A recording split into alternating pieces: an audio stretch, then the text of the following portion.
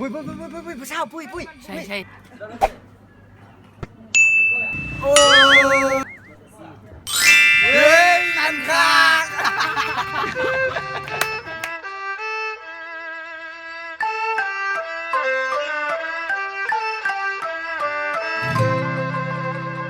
คอยหูตัวดีเฮาหูจักกันบ่ดนเท่าใดเจ้าคงจะบ่เสื้อใจคำเว้าใดๆของสายคนนี้คำว่าคิดฮอดก่อนจากเขานอนโทรบอกฝันดีทุกคำที่เว้ามานี้มันออกจากใจเจ้าคงบ่ฮู้คอยหูตัวดีขอเจ้าเป็นแฟนมันไวเกินไปเจ้าคงจะอยากเบิ่งใจเป็นหมู่กันไปดนกว่านี้ก่อนจะเป็นแฟนต้องเบิ่งใจกันจากเดือนจากปีขอเจ้าเป็นแฟนตอนนี้เจ้าคงสอลีบอกค่อยกูดบายอยากอธิบายให้เจ้าได้เข้าใจเป็นหมู่กันไปหูได้จึงได้เป็นแฟนจะดีเป็นหมู่เป็นแฟนมันบอกคือกันคนละนาทีสิ่งที่เคยเว้ามาดีอยากให้คนดีพิจารณาเฮาลองเป็นแฟนกันเนาะคบบ่ได้ค่อยเลิกกันลืมเสียคำนั้นที่ว่าเบิ่งกันไปก่อนเฮาเป็นแฟนกันเนาะสัญญาจะฮักและจริงใจถ้าเฮ็ดบ่ได้ค่อยจะยอมเป็นหมู่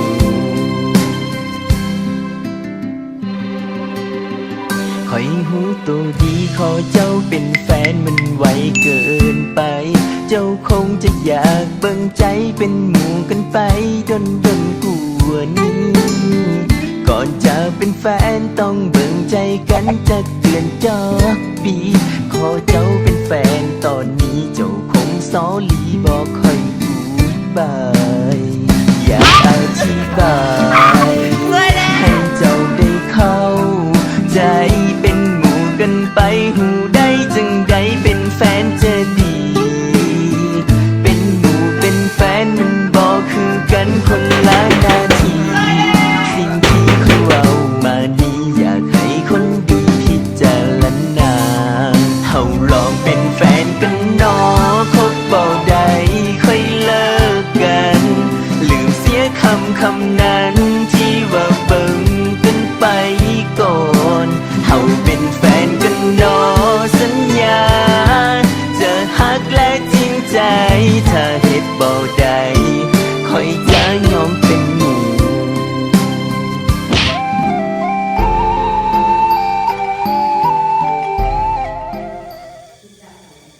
เสียวเป็นยังไงเสียวผู้หญิงเขาบอกมาคนเบิดเอ้ยเสียวเอ้ยเขามาคนสุดท้าย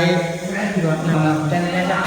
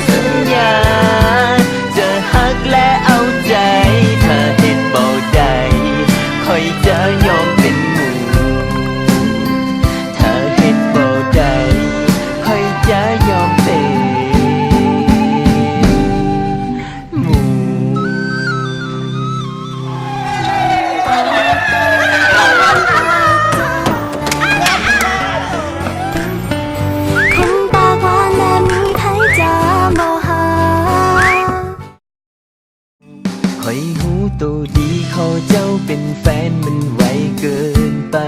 เจ้าคงจะอยากเบิ่งใจเป็นหมู่กันไปดนกวน